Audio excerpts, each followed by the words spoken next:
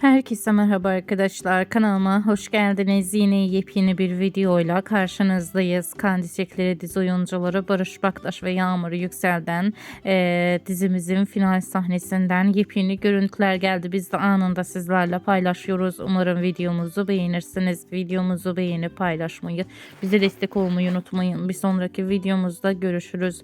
Hoşça kalın, iyi seyirler.